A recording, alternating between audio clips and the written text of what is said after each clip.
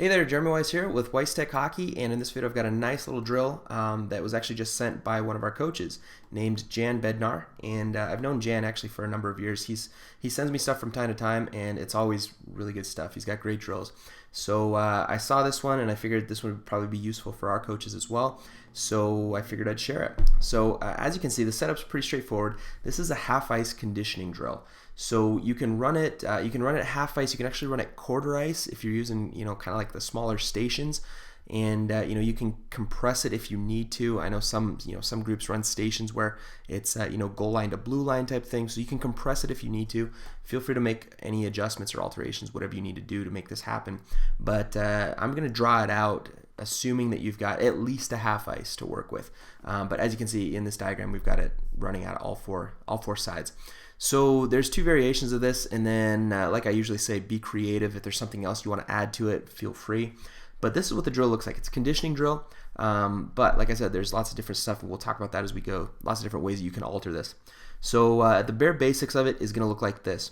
The players, there's going to be a lineup at each post, and then on the whistle, both sides will go at the same time, but this is what they're going to be doing. Player 1 is going to be coming out full speed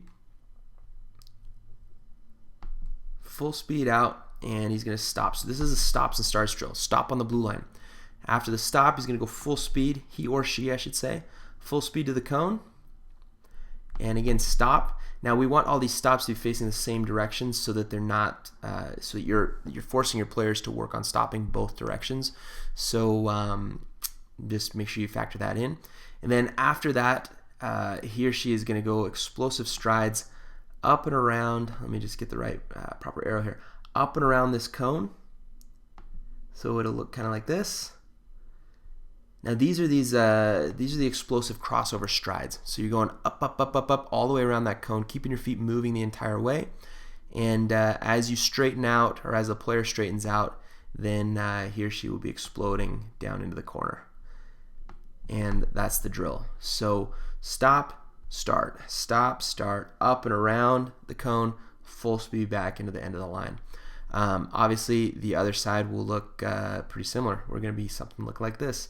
So it'll be out to the blue line, full speed, stop, over to the cone, the middle center ice cone, full speed, and stop. And then we're going to go up and around. Okay, so we got to get those quick feet going up and around the turn. And then after you straighten out, well, so basically it's once you get past that blue line, then it's a full speed sprint all the way in to the corner. Okay, so that's your first kind of basic variation. The next variation that I think would be great with this, and this is actually, Jan actually pointed this one out as well, is incorporating pivots and incorporating backwards skating. So doing it that way would look something like this. We'll start with player 3 here. So again, same setup, just the opposite, right? So you go full speed forward to the blue line, and then hit the brakes, and then we're going to go backwards to the cone, and hit the brakes, and then the same thing. Then we'll go like a combo pivot kind of a. So we'll start backwards. I know I didn't probably use the proper terminology on that. So from here we'll go backwards, up and around the kind of the midway point, and then you're going to open up and go forward all the way in. So we'll make it look like this. Open up and then explode full speed forward all the way into the corner. Okay, now one thing I should point out as you're doing this is that you definitely want to have your players switching lines as they go. So after player 1 goes, then he's going to get into line 2 on the next one. So both lines are working, going both directions. So that way, you're kind of killing two birds with one stone, getting the players functioning. Always, whenever you're doing skating drills, this is kind of a no-brainer, but you'd be surprised how often it gets overlooked. Make sure that you're giving the players opportunities to do the drill going both directions, so they're not always favoring one side on their stops and starts. So they're not only ever crossing over the one direction. You want to give them opportunities to do it both ways. So after the player goes in line 1, the next time through he'll go in line 2, and then back to line 1, then back to line 2.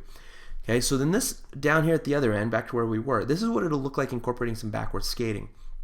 Now, once you've kind of gotten it to this point, then you can do some other really cool stuff. For example, putting a puck on the stick. Okay, so anything that you do with skating the next progression is usually, once you've gotten the skating built out and the players are functioning, next progression is usually putting a puck on the stick. With that, you can also incorporate a shot on goal if you want to, and I'll show you how to do that now. So let's just say we're going back to the basics setup that we used at the beginning, okay? And we'll just use line 4 here to diagram this one. So we're gonna go, let's just say we're going full speed or forward skating the entire way. But obviously you can do this, incorporating the pivots and backward skating as well. So for this one, let's just say full speed forward with a puck to the edge of the blue line, okay? Stop, then come over to the middle line. Full speed with the puck, stop, and now you're gonna get get on your high horse, right, and get those quick feet crossovers going, okay? And you're gonna come up and around this cone, never letting your feet stop, so your feet are staying in motion the whole way. And then you'll probably want to designate, you want them driving wide first, then cutting to the net. So you may put a cone just inside the blue line there. So they get down around the cone and then cut to the net, okay? And then take a shot on net. Now, if you're doing it this way, you'll want to stagger your starts. So on the first whistle, line 3 goes. On the next whistle, line 4 goes. Then back to 3, then back to 4. And I'd say, as soon as the first player gets to the blue line, that's when you're starting the other line. So you can just kind of stagger it that way. And we talked about possibly putting a cone there, just so the players have a visual. You want them driving at least as deep as the top of the circles, or however you want to classify that, and then cutting to the net. The idea here is utilizing those quick feet crossovers and then exploding through, keeping the feet moving as they're driving to the net. Using these quick feet crossovers is super common or very useful when you're driving wide and cutting to the net. Anytime, watch the pros. It's very beneficial to keep your feet moving as you're doing that. So this is the technical aspect of that, is keeping your feet moving while you're driving. Obviously, there's a lot of variations and direction you can go with this. You can swap out the cone here for an assistant coach. So that way, now not only do the coach will put token pressure. He's not trying to actually take the puck off the player, but token pressure. So this player's forced to use his puck protection as he's driving wide around through that coach. Or even better, put a coach here on this one. So as they're driving through, the stick is there. The player has to execute puck protection in order to get through and then get that drive to that net. So like I said, lots of variation, but this basic setup I think is going to be fantastic for you.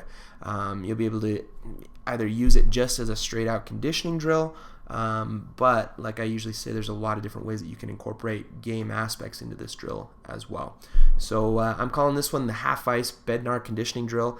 And once again, thanks to our buddy Jan Bednár for sending us this one, and hopefully you enjoy this and make good use of it with your team.